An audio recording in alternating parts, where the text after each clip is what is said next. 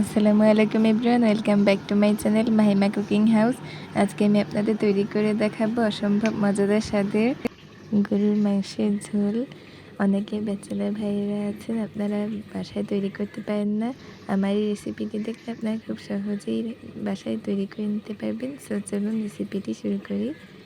প্রথমে আমি একটি কড়াইয়ে পরিমাণ মতো তেল, পেঁয়াজ কুচি এবং মরিচ ফালি করে দিয়ে পেঁয়াজটাকে একটু নরম হয়ে আসা পর্যন্ত একটু রান্না করে ভেজে নেব।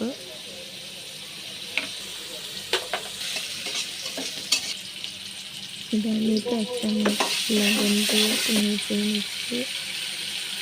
এতে তেজপাতা একটু দিয়ে হলুদের গুঁড়ো 1 চামচ দিয়ে একটু নেড়ে নিয়ে দিলাম 2 চামচ মরিচের গুঁড়ো,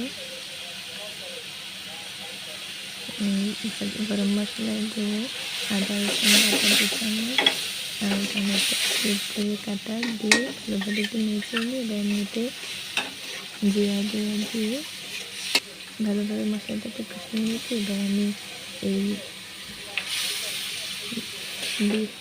কাটা গরুর মাংসগুলোকে দিয়ে ভালোভাবে নেড়েছি, মশলা কষিয়ে দিয়ে কিছুক্ষণ রান্না হতে দিয়েছি।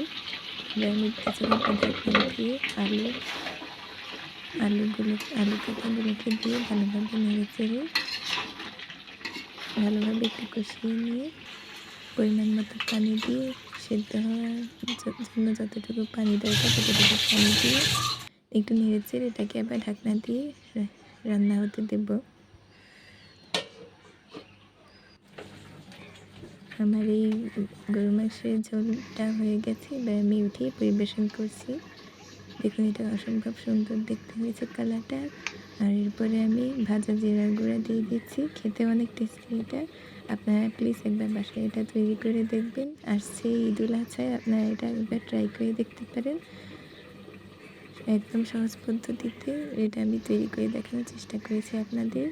সো অবশ্যই আপনাদের ভালো লাগবে। সবাই ভালো থাকবেন। ধন্যবাদ।